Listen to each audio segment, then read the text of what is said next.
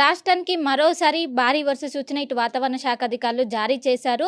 ఈ వర్ష ప్రభావం ఎన్ని రోజుల వరకు రాష్ట్రం మీద ఉండే అవకాశం ఉంది? దీని గురించి మనతో మాట్లాడడానికి ఐఎండీ ఆఫీసర్ శ్రీనివాస్ గారు ఉన్నారు. వారితో మాట్లాడదాం. సార్, మరోసారి వర్ష సూచన జారీ చేశారు. ఇప్పటికే చాలా వరకు కూడా వర్షంతోనే ఇబ్బందులు పడుతూ మరోసారి జారీ చేశారు. ఎంత మేర ప్రభావం ఉండే అవకాశం ఉంది? ఎన్ని రోజుల వరకు ఉంటుంది? వాయువ్య బంగాళాఖాతంలో నిన్నటి నుంచి ఒక ఉపరితల ఆవర్తనం కొనసాగుతుంది. అది యాక్చువల్గా అయితే రేపటికి అల్పపీడనంగా మారుతుందని భావించాము. అయితే ఈరోజు మనకి ఫ్రెష్గా అందిన డేటా ప్రకారం అది మరింత ముందుకు జరిగి ప్రస్తుతం బంగ్లాదేశ్ ప్రాంతంలో Gangetic west Bengal Bangladesh border ప్రాంతంలో ఉన్న మరొక ద్రోణితోటి మెర్జ్ అయిపోయినట్టుగా మనకి సూచనలు అందుతున్నాయి. దీనివల్ల మనకి మొదట అనుకున్నంత ఇంటెన్సిటీ రెయిన్ఫాల్ ఉండే అవకాశం లేదు. అయితే నార్త్ తెలంగాణలో కొన్ని జిల్లాలకి హెవీ రెయిన్ఫాల్, అలాగే మనకి నార్త్ ఈస్ట్ తెలంగాణ, ఈశాన్య తెలంగాణలోని ఒక 2-3 జిల్లాల్లో ఈరోజు రేపు భారీ నుంచి అతి భారీ వర్షాలు పడే అవకాశం ఉంటుంది. రాష్ట్రంలోని మిగిలిన జిల్లాల్లో మేఘావృతమై ఉండి light to moderate rain continue అయ్యే అవకాశం అయితే ఉందండి. అంటే జిహెచ్ఎంసీ పరిధిలో ఏ విధంగా ఉండే అవకాశం ఉంది? అండ్ ఉష్ణోగ్రతలు కూడా ఎక్కువగా ఉంటున్నాయి. దీనికి గల కారణాలు ఏంటి?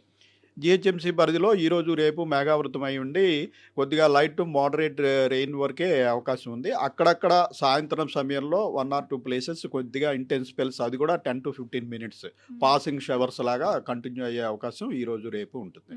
అంటే ఎన్ని జిల్లాలకు అలర్ట్స్ ఇస్తున్నారు?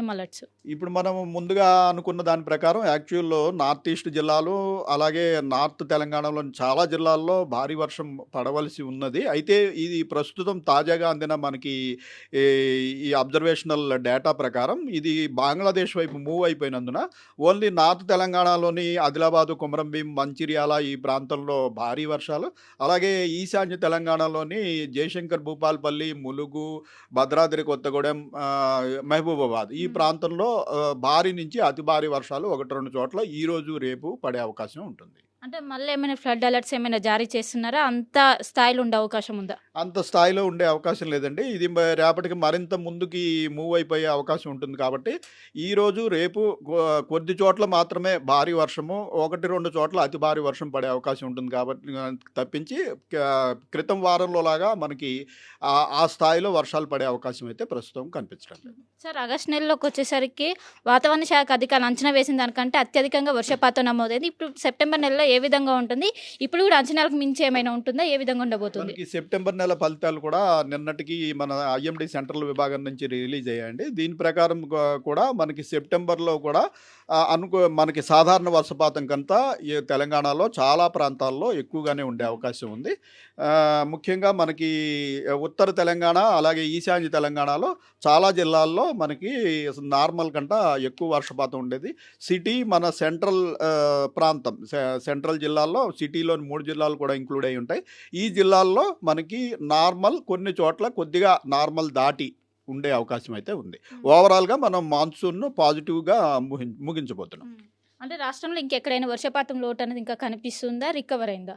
మనకి ఇంకా నిర్మల్ జిల్లాలో 27% లోటు ఉందండి. ఎందుకంటే నిర్మల్ ఆ ప్రాంతంలో చాలా ఎక్కువ వర్షపాతం, నార్మల్ వర్షపాతమే చాలా ఎక్కువ ఉంటుంది. మనకి ఈసారి ఒక 40-45 రోజులు గ్యాప్ వచ్చినందువల్ల మనకి భారీ, అతి భారీ వర్షాలు పడినప్పటికీ ఇంకా నిర్మల్ జిల్లాలోనూ, అట్లాగే నల్గొండ జిల్లాలో కూడా లోటు ఉంది. కొంచెం నిర్మల్ జిల్లాలో అత్యధికంగా లోటు, ఇంకా 27% లోటు ఉంది. మనకి రాజన్న సిరిసిల్ల, పెద్దపల్లి జిల్లాలో కూడా 15% లోటు ఉంది. అయితే ఐఎండీ గణాంకాల ప్రకారం -20 to +20 పాజిటివ్ కింద, నార్మల్ కింద పరిగణిస్తాము. ఇది -27 ఉన్నది ఒక్క నిర్మల్ ఒకటే మనకి డెఫిషియెంట్ కింద వస్తుంది. మిగిలిన మనకి సౌత్ తెలంగాణలోని జిల్లాలన్నీ ఎక్సెస్ ఉన్నాయి. ఎందుకంటే సౌత్ తెలంగాణ జిల్లాలో నార్మల్స్ చాలా తక్కువ ఉంటాయి. అయితే ఈసారి పడిన వర్షాల వల్ల మహబూబ్ నగరు, ఈ ఇది జోగులాంబ గద్వాలు, వనపర్తి ఈ ప్రాంతంలో అంతా, నారాయణపేట ఈ ప్రాంతంలో అంతా మనకి excess rainfall 50 to 60% excess rainfall ఉంది. ఉపరితల ఆవర్తనం కొనసాగుతుంది కదా, అదేమైనా మళ్ళీ అల్పపీడనంగా కొనసాగే అవకాశం ఉంది. అది ఎంత ఎత్తులో కొనసాగుతుంది ప్రస్తుతం? ఈ ఉపరితల ఆవర్తనం అసలు మొదటి నుంచి హైట్ కూడా తక్కువే ఉందండి. 1.5 కిలోమీటర్సే ఉంది.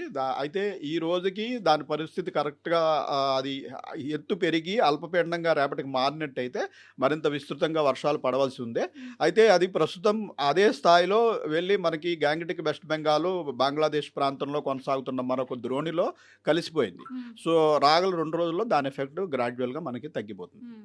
అంటే ఇప్పుడు ఓవరాల్‌గా లైట్ టు మోడరేట్ రెయిన్స్ ఉంటాయి. లైట్ టు మోడరేట్ ఒక ఓన్లీ మన నార్త్ తెలంగాణ, నార్త్ ఈస్ట్ తెలంగాణలోని 1, 2 జిల్లాల్లో భారీ నుంచి అతి భారీ వర్షాలు, కొన్ని చోట్ల భారీ వర్షాలు పడే అవకాశం ఉంది. మనకి సౌత్ తెలంగాణ అండ్ సెంట్రల్ తెలంగాణలో ఓన్లీ క్లౌడీగా ఉండి లైట్ టు మోడరేట్ రెయిన్సే కంటిన్యూ అయ్యే అవకాశం ఉంది.